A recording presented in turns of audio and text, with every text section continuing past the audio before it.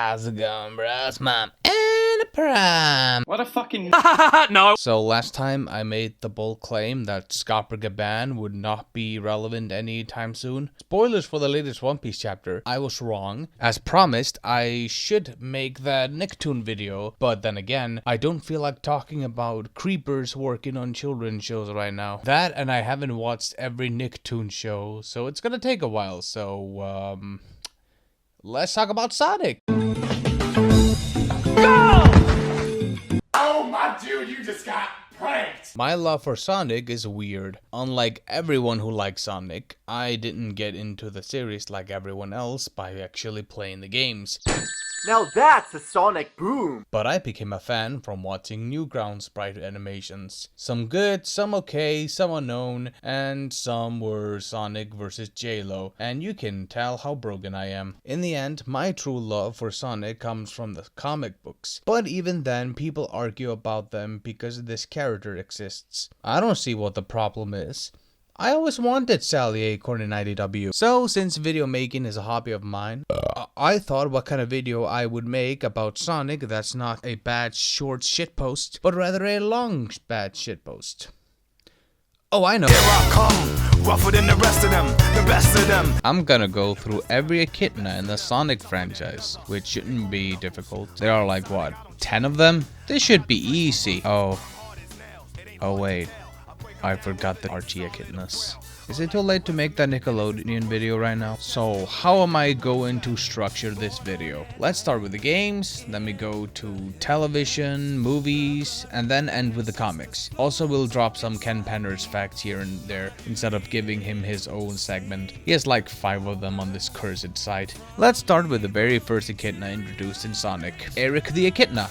Who? He appears in the novel Sonic the Hedgehog in the 4th dimension. He's not even a real Echidna. Okay, but let's really start with... This walking, sniffing ball of spines is an Echidna. Knuckles the Echidna. One of the most popular characters of the franchise, inhabitant of Angel Island, guardian of the Master Emerald, and the last of his kind. Ha! Hilarious! I think Knux is cool. While I favor other popular characters or even minor characters over him, I do like him for his simplicity. That's probably an unfavorable opinion since everyone wants more depth and backstory for him. But what do I know? The most early depth I got from him came from Knuckles Avengers by Heron Mago, a Newgrounds series where I learned Flair the Hedgehog and Reem the Rabbit weren't real Sonic characters. So my opinions mean jack shit. Anyway, he has like many counterparts from the Archie Sonic multiverse. Examples like Agent Knuckles, Lieutenant Knuckles, Knucklezilla, Knuckson, Tuxedo Knux, O-Knux, and Crystal Clawed Knuckles. He's my favorite. When it comes to counterparts in the video games, we have Sinbad the Sailor and Sir Gawain. No wait, I mean Sinbad the Sailor and Sir Gawain. Characters from the storybook games Secret Ring and Black Knight. Games I've never played and have been told that they are bad. All I know is Sinbad plays a minor role compared to Gawain, who plays a major role where he tries to kill himself. Give me a break! He has since then appeared in mobile games while Sinbad has been forgotten to time, unlike Secret Rings. That will never be forgotten. Next to Echidnas are Tikal and Pachacamac, the father-daughter duo that appear in Sonic Rough Transition to 3D. Their story tells the tragic tale of one's hunger for power, destroying not only their bond as a family, but also the birth of a creature who would embody said power. A tragic tale so iconic that they would make another old man and a girl duo in the next game. So I guess Shadow is just dry chaos. Speaking of, Chaos is a mutant Xiao made of water and would later be Rakon, being based on aliens named the Ancients. But that's a whole nother story. In the Archie comics, Tikal and Chaos would somehow fuse together and become Tikaos. Tikaos. Taos. Throughout the game, Tikal would be the Force Ghost who would encourage all the playable characters to help her stop a disaster from happening, while Pachacamac would just be an ignorant, posthumous antagonist who's responsible for all this shit happening, and was played by Christopher Lloyd in the Wade Whipple show. Fun fact, when I saw the screenshot, I thought for a hot minute that Pac was gonna be alive and working at a bowling alley. I was sadly disappointed. Also, he has a mom who gets mentioned once by Tikal.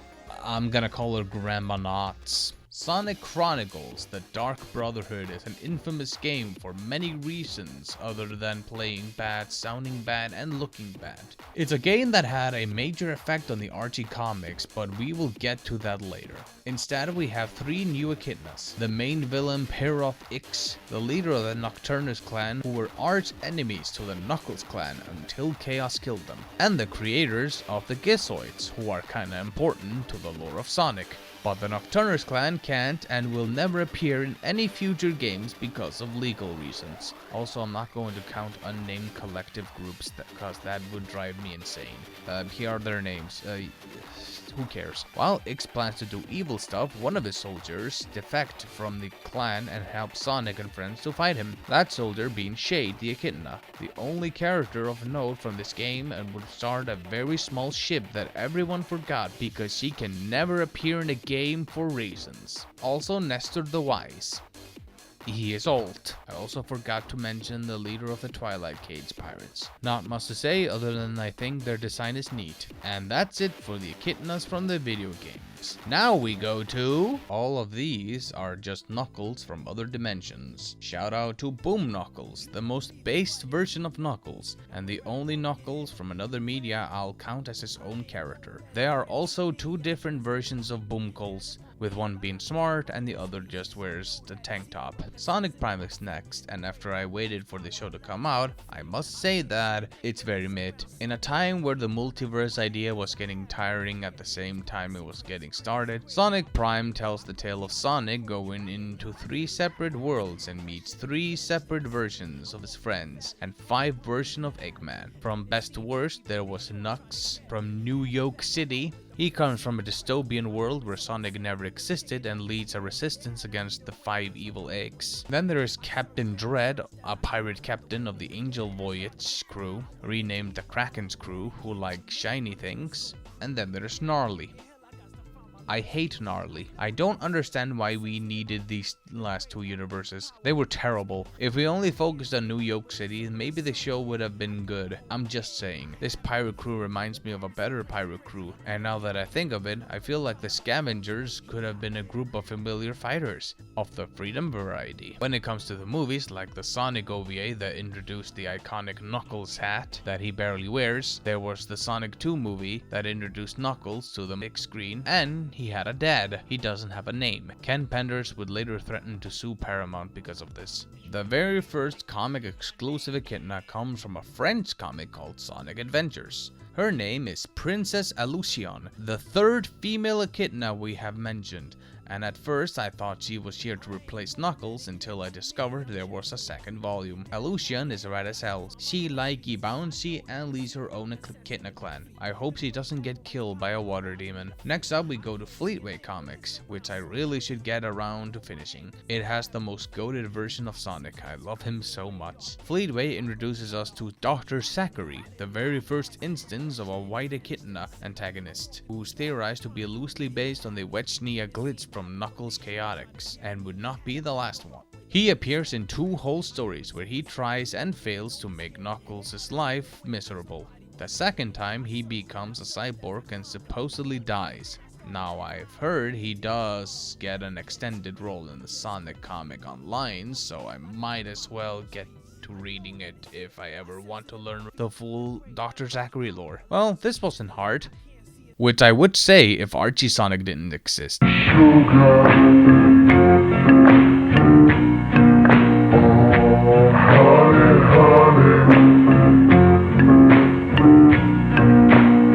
Of course course Archie is getting its own segment. It's Archie Sonic, one of the longest video game comic book series filled with heavy lore, dumbass moments, and the most controversial real-life lawsuit cases involving Echidna OCs. Some Ken Pander's facts will be sprinkled in. Where the fuck do I start? Well, we'll start with the family tree. Oh, fuck yeah, this is the shit! Kill me now! First, there is Jordan, a scientist who founded Echidnopolis after traveling from Albion, the original homeland of the Echidnas. What the fuck did I just read? We're barely even started! He would later marry a fellow scientist, Kailam La, who would give birth to their son Spencer, the husband of Rosalind and the father of Jeffrey, who tied the knot with Diana, who became the Mexican piñata for Byron, who got hitched to Angela La, who crowned two brothers, Edmund and Dimitri. Here, the Echidna family tree would split into two for now, and the fact I said for now makes me shiver in terror. Let's start with Edmund, who would become the first guardian of Angel Island. That's where Echidnopolis is located. I forgot to mention that. After a minor scuffle between brothers, he and every future guardian would abandon technology, big if true. During Edmund's purge of technology, one of his victims were Arunda and his wife Marta, where their VCR was taken away. I don't know what's more weird, that this silly ass scene is played seriously, or there is a female Echidna whose name doesn't sound like a bad Kryptonian OC. Wait, Marta? Why did you say that name? Edmund would later do the Discovery Channel with Shiva Ra, who dropped the baby Wade that was Steppenwolf, the second ever guardian after Edmund, who got shot by the Dark Legion. I'll explain later. Steppenwolf would go on to banish the Dark Legion to the Phantom Zone, I mean the Twilight Cage. Became the first guardian linked with the Chaos Emeralds, starts a club called the Brotherhood of Guardians, and then went home to fuck his wife Erika, who shot Moonwatcher out of her vaginal cannon. Moonwatcher laid pipe with his wife Luna Mare, which led to the nativity of Harlan, who bumped uglies with Dawn Na, who shot a Rembrandt out of her baby maker. Rembrandt looks like a hippie who shot Sasika, who then heard the patter of tiny feet of two boys, Aaron and Jordan, the very first twin guardians, with Aaron dying a virgin and Jordan getting a happy ending with Kandi, which led the stork delivering Matthias, who port Jai Na, who had an accident called Hawkins, who would grow up to be racist against dingoes.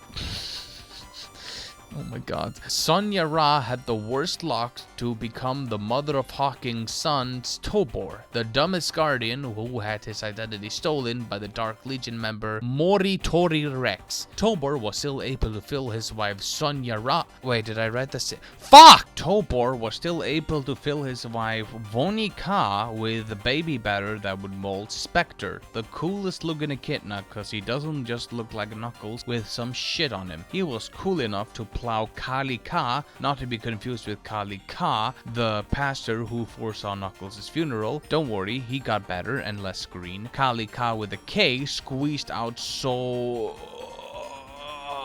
Soyjomer, who rolled in the hay with Wanda Ra, who performed the parturition of Thunderhawk, who screwed Sasia, who during her accouchement led to the very first female guardian, Janelle Lee. She fell for Nemo, who had the carnal knowledge of giving her a bun in the oven called Ather, the most controversial guardian who had the audacity to go on a Moses-esque quest with the lost tribe of the Echidnas to find Albion, because the dinosaur gods told him to, becoming a force ghost who told tales to fight an immortal mammoth warlock, being friends with a fellow chaos god Aurora, the wife of Enerjak, who will come up later, and worst of all, appearing in Sonic Underground. I made a vow, their mother I would plow. The other members of the Lost Tribe, there were the first spiritual leaders of the tribe before Ater, called Arrakis and Himon. Janar, who led the tribe after Ater until he reached Albion and founded the Albion Council, and the rest of the tribe being Iago, Raynor, Sax, and lastly, Marianne. She left the tribe and got married to Robbo the Hedge, who was just Sonic but Robin Hood, and they became the parents of John O. Hedge. I think I'm losing my mind. Aether would later fornicate with Crystal Law, who was inseminated with Sabre. Sabre didn't care for his dad's lifestyle, so he went back to the club where he would mate with Jenna Lou, which led to the mistake called Locke. Daddy, why'd you leave me? Locke is the most controversial character in all of Archie Sonic comics, which is a loaded statement since Archie Sonic is famous for many infamous creations like the Skunk Spy, Ash the Rent Tuber, and Hamlin Pig. Locke is always talked about compared to any other Guardian because, well, most of the Guardians before him are barely characters and are just here for the wonky world building, and Locke does so much on his own that it's worth the discussion. He would, insert slang for sex here, with Lara Lee, take her egg and put it in the microwave for some magic science, which would become the latest Guardian, K-Nox, I mean Knuckles. He would then gaslight his son by pretending to die, spy on him with high-tech monitors. Remember when I said the Brotherhood had denounced technology? Yeah, that was just bullshit. And manipulate his son's life so that he would become the perfect Guardian.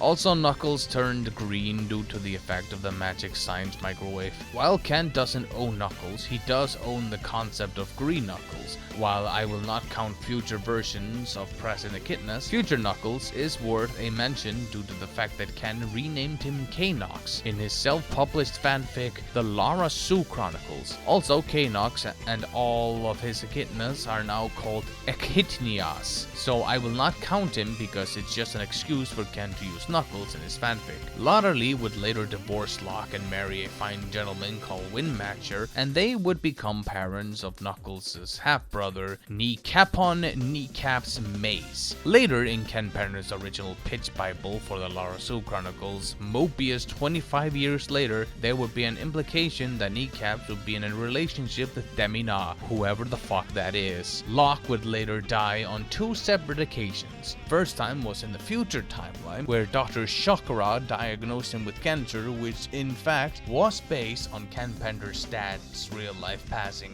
Ken really loves Locke to a point that he claims that Paramount stole his idea with Knuckles having a dad, which implies Knuckles is Ken's creator's pet. It's so obvious that the Wade Whipple show would take a jab at Ken with this redesign for Knuckles' unnamed dad. His second death was in the normal timeline, where he sacrificed his life to save his son from being possessed by the powerful chaos god Enerjack. Yeah, remember him? Once a scientist turned into an energy god who can only function via possession. I was told that this scene from the movie looks vaguely like Enerjack, and before you ask, yes, that's the other reason Ken threatened to sue Paramount. He never did in the end. Maybe his words speak louder than his actions. One of Enerjack's hosts, beside Knuckles in the Prime timeline and the Dark Mobius timeline, was Dimitri, the brother of Edmund, who became the first Guardian, while Dimitri started a techno cult who all modified themselves to live in a blissful techno paradise. The cult was called the Dark Legion. Halt the heretics! Motherboard demands a sacrifice be made of their fetid flesh! The second most prominent villain group, second only to the Eggman Empire. Also, Ken Penner sued BioWare, Sega, and EA Games for copying his Dark Legion with the Nocturus clan. But because Ken was still busy with another Sonic lawsuit case, it was settled that Sega would just never use anything from Chronicles to avoid any future Ken Penner cases. Unfortunately for Dimitri, this lifestyle would become a burden and living hell for him, making him a sympathetic and well-written character who looks for atonement. Sadly, almost all of his predecessors lived a life of backstabbing each other, with only few getting to live a peaceful life, until Thrash showed up. His wife, Cynthia Waugh, bore his son Meniker, who was killed by Aaron, but not before Vera Lou shot Moritori Rex out of Vervagoo. Again, it's like poetry, so if they rhyme. Together with Regina, not to be confused with Regina Ferrum, the Iron Queen, who is not an Echidna or a Badger, they delivered Luker to this godforsaken world of Archie Sonic comics, who led an interesting life and fathered 2 important members of the Dark Legion, also Kragok, but nobody likes Kragok. He would later use his robot dick that does have 4 heads to impregnate Elisa, and that led to Remington, the Echidna whose life sucks just as much as Charmy Bee. peace. Thankfully, he started dating a teacher named Komiko. Anyway, Luger's first wife was Marine Da, who is the mother of Kragok, and Leon Da, a character best described as the Starscream of the Dark Legion. The opportunist who would backstab anyone just so she can be the leader of the Dark Legion, and was drawn in dominatrix outfit by official comic book artist Jonathan Gray, one of my favorite Sonic artists, making me question what makes her appealing: the on-and-nose superiority complex, or that she's drawn like this all the time. In Mobius 25 years later, she became the mother of Rutan, meaning she had the emotional breakthrough to find a significant other to make a family after years of betrayal and usurping. We don't know who her partner is. Maybe it was Kragok. Einar Prime, how dare you imply incest in Archie Sonic? Let me get back to that later. After the death of Marine Da, Luger's second wife, Mari Sue, would become the mother of Julie Sue. Julie Sue is one of the main supporting characters in the Archie comics and a key comparison piece to Shade the Echidna. When Ken Penner was gonna release NFTs of his characters, he literally stated that Shade, the supposed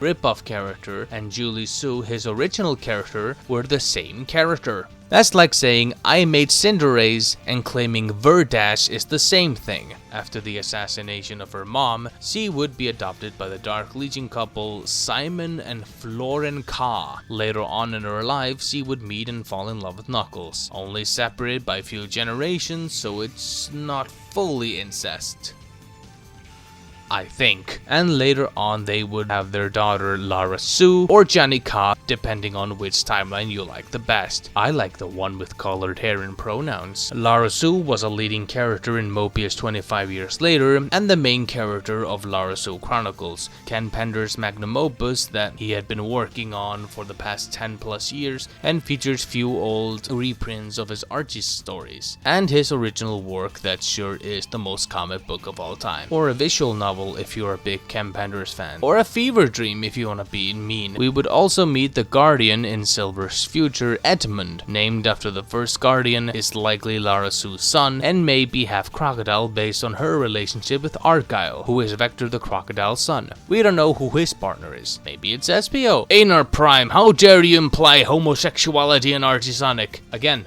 let me get back to that. And that concludes the family tree. Now for the rest. Hey, remember the Jinar? Jinar was only an honorary member of the council, while the full-fledged members were Mikol, Rita Lee, and most importantly, Galana, the one member who saw Green Knuckles and said, "Dad, it's a rat! It's a rat! Kill it! Kill it!" The killing of Rankles the Otter didn't go very well and led to one of Albion's up-and-coming scientists, Dr. Finitivus, to become white after he tried to siphon Greenkle's chaos energy, which led him to absorb only the evil energy, thus becoming a chaotic evil person who joined the Dark Legion for his own benefit, and is one of the best and the most evil villains in all of Archie Sonic, second only to Eggman. Speaking of, he would kill bunch of echidnas we already named, and the rest of the Dark Legion cannon fodder like Gaina, Canewisher, Radar, Rykor, Synthar, Senin, and a random Albion citizen, Bimmy,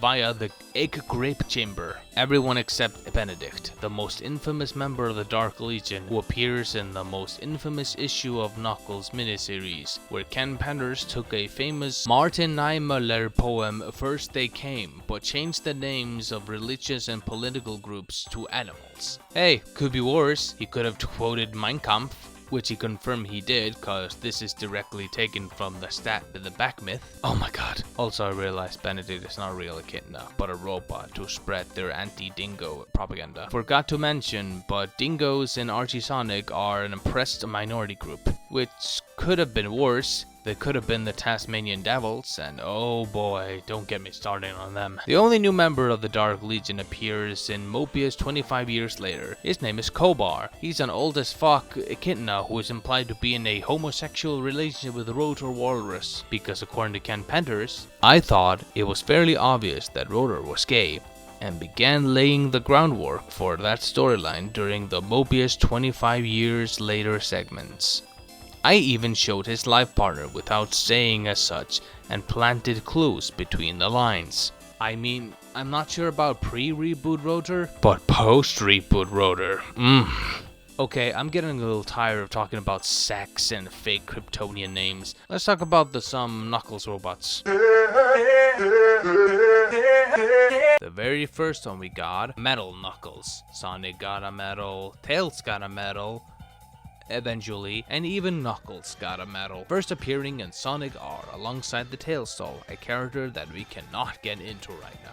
Funny enough, he would reappear in Sonic Superstars after a long absence from video games, where we would learn that his model actually looks like, since all we had was the blocky Sega Saturn model that RT Comics used as a template. Tell me which one of these designs you prefer by liking, commenting, and subscribing. Next up we have Mecha Knuckles, first appearing in Sonic Advance. It's Metal Knuckles, but gray. Yeah, that's it. Thankfully, IDW scrapped Nick Island decided to give him a focus alongside Mecha Sonic, where they both got rad redesigns. Then there is Knuckles Metallics from Fleetway, Cyborg Knuckles and Knuckles Spot from Sonic Boom, the Alpha Grim Knuckles from Prime, and lastly, Brass Knuckles. Here is a quick tier list. Let's get back to talking about more terrible Echidna Soci. We got this unnamed chief magistrate who had a major role during Edmund and Dimitri's petition to use their science to manipulate the Chaos Emeralds so that they could make Angel Island go back to the planet's surface, which he denied because of the risks. Also, I forgot to mention the reason why Angel Island floats in the sky is because of a white meteor crash landed there many years ago. Comics are fucking stupid. That led Dimitri to use the Chaos Siphon to absorb the Chaos Emeralds, thus starting the eternal feud between the Guardians and the Dark Legion. We got bunch of councilmen for Echidnopolis such as Garrick. He shares a name with both a Star Wars and a Star Trek character. Mentor, the ancestor of Pravda, who helped Benedict with his propaganda. The two counselors who try to solve the Dingo housing crisis, Darwin and Madam Counselor. She doesn't have a name. I'll just call her Mad Lore. Echidna's security team consisted of Holmes, the guy who taught Remington and made him a constable, and random nobodies like Brock, Flint, Murphy, and Terry Lou. Finally, we can go through the last and tertiary characters that have no direct connection to the other factions. Dr. Looney, the surgeon doctor who had to break the bad news to Charmy B that his best friend Mello died from an LSD overdose after eating a hot dog that was laced with LSD.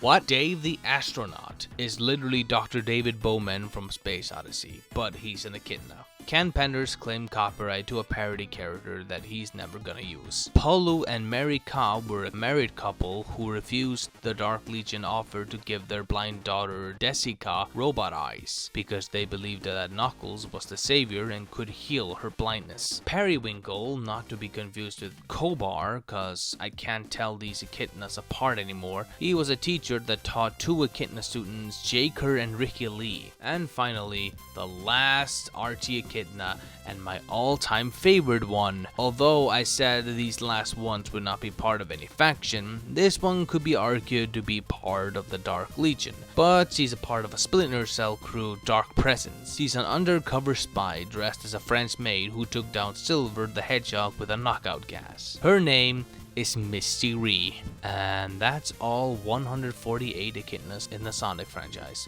Hey, I also forgot to mention Nixus, but it's okay. Nixus is not a real Echidna. He's a troll wizard pretending to be an Echidna. Ken is quite an interesting fellow, the biggest Knuckle fan I can think of. I think everyone and their mothers have discussed Ken Penders to death. He may have not written the infamous slap, but he did write the infamous nap. There are so many cases of Ken's art out there, from his movie pitch, commissioned art, and the Lara Sue Chronicles. This is not okay. This needs to stop now. This is cancer. The less said about these tweets, the better, and I'm not smart enough to explain the court cases in detail. I don't like any of these things, but in the end, out of the 114 Echidnas made for Archie, not counting variants apart from Lara Sue and Johnny Ka, Ken Penders owns only 78. It's okay guys, he doesn't own Misty Ree. And out of those 78, the Lara Sue Chronicles has specifically focused on like 3 of them, one being Spectre for some reason. Man, Isn't it nice that he owns all these 200 plus redundant characters and he has no plans for them in the future? A creator having ownership to their creation must be nice, but how is this any different than a corporation keeping them from being used? Now, the Scourge comic is never gonna be made because nobody wants to work with him, but in the end, what do I think of all these Echidnas? Like some are great, some are okay, and the rest I can live without. Knuckles is such a simple character, and the only real deep thing about him is his relationship with his friends and his views on his role as a guardian. Adding all these other lore heavy Echidnas has proven to be a hassle because it takes focus from him than anything else. In fact, Sonic Chronicles is by far the most logical take on extended Echidna lore being added to the game continuity. But they're never coming back because of Ken Penders. Nicktoon video coming out next time. Okay, video's over, bye.